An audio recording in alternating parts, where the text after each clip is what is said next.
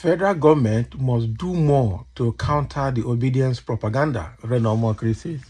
So what is obedience propaganda? What is the business of obedience with this Reno Omokri self? I don't understand.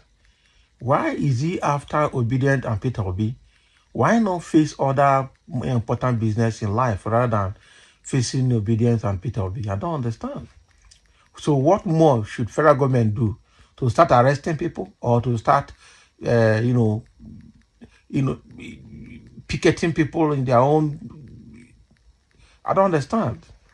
I really don't understand. Let me get into the details and see what he meant.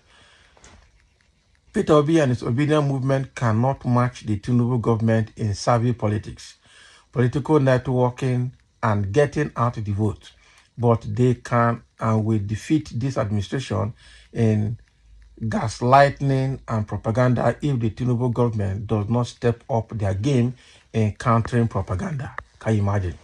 The regime is doing a good job in projecting the positive things that are happening under the president, but they have to win over those who have been brainwashed by this movement. Do not underestimate obedience. These guys have a natural gift for propaganda and can create an alternate reality. So even today, many years after it was disproven, some of them get upset with you if you disagree with their mass delusion that Buhari died and was replaced with a clone from Sudan. You become the crazy person while they are the same ones. They even have a date of death for their own Buhari, much as I believe his reign was a mistake. May Buhari live long. They have photoshopped headlines where the African Union gave a minute of silence in respect of their Buhari. So this movement has so many distortions of history and can marshal out alternate facts that you begin to question even your own moral compass. For example, it is wrong for the National Assembly to buy 400 SUVs for legislators, but it is okay for Obi to have purchased 400 SUVs for Anambra Igwes because times were different. But when you tell them that Labour legislators did not reject their SUVs, they say you can't blame Obi for that. But they want to blame Tinubu for what the legislature is doing. There is disconnect. Can you imagine? So if this government cannot find a way to neutralize the echo chamber with which they sustain their ecosystem of delusion, they will continue preaching to their choir that Peter Obi won the 2023 election, that Bola Tinubu did not graduate from Chicago State University, that Obi developed Anambra and Tinubu destroyed Lagos, Gbadebo Rose Vival was rigged out in Lagos, that the Tinubu administration frustrated airpeace, that Boko Haram were recruited into the Nigerian army, that the demolitions in Lagos were targeted rather than planned. Other people voted moved by tribalism except their movement. So each of these postulations is a lie, but such is the power of propaganda that if not countered, the lie becomes the truth. I don't understand what this guy wants. I'm telling you the truth. I truly don't understand what this guy wants from obedience and from Peter Obi. How much is he paid, or how much was he paid to tarnish the image of the obedience and Peter Obi? I truly don't understand. Can we do politics of issues rather than trying to destroy characters and personalities? Why? Who is paying him? But he's in PDP. Or he claimed to be in PDP. So he's in PDP now working for APC or projecting APC. Is that not anti-party activity in style? Himself and Deji. I don't understand why these guys are bent on destroying Peter Obi. And I really don't know.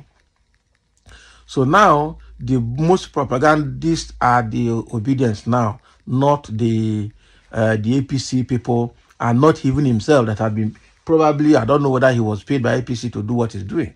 He will tell you it's a selfless service. But I'm sure if a deep investigation is done, you find out that it might not be a selfless service. So, but this is what he's saying. I don't know how people can react to this, but I'm sure this is going to cause some kind of uproar or some kind of, how do I put it, misconceptions somewhere along the line. Because this is a narrative that is trying to make obedient movement a false group or a group, that indulge in fallacies to keep existing. But how true is that? So that is what this man is saying in Omokri, but I don't understand why he's so bent in destroying Obi. Now there are a few comments. Somebody said fugitive militant patron. Oil bunkering is your only source of income. Somebody don't give up for there. Hey, another person is saying fever is catching Omokri. He is a miserable slave. Guys, so another person don't give up for there again. Oh. I'm telling you, the guy will talk. He doesn't even care what other people will say about him or what will be other people's response to him. He will just go ahead and blast.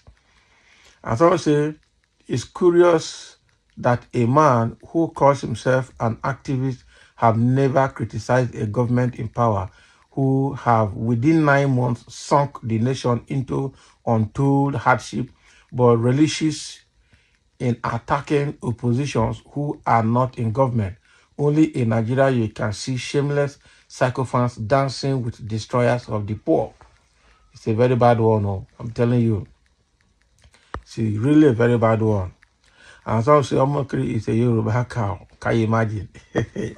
So I don't know who is using him to do what he's doing, but the thing is just, he has gone to a point where everybody now sees him as somebody that you shouldn't mind. You know, when they say don't mind this person, you know that the person is gone. You know that the person is finished. They say don't mind this man. Don't mind him, he's gone. That means there's a trouble. Okay? So now that he is saying that Tinubu must do more, he has not even said what Tinubu must do more. He just said Tinubu must do more. APC must step up their game to counter this propaganda from obedience movement. So what do you want them to do now? To pay more propagandists, Abi? To generate more propagandists to counter this one? Or to arrest them? Or to stifle the social media? I need to understand what Omokri wants Tinubu and his government to do to be able to cage and incapacitate the obedience, or cage and incapacitate Peter Obi, because he is looking for a way to make sure that the freedom of speech in the media is killed, or social media is killed, so that people do not talk again. So that is what he's saying. I don't know. Let's hear your opinion over Omokri's suggestion or advice to Tinubu to step up their game and do more to counter the propaganda coming from the obedience. Whether between the obedience and the supporters of APC, I don't know who are the biggest propagandists in this issue now. So thank you for listening, and let's have your comment.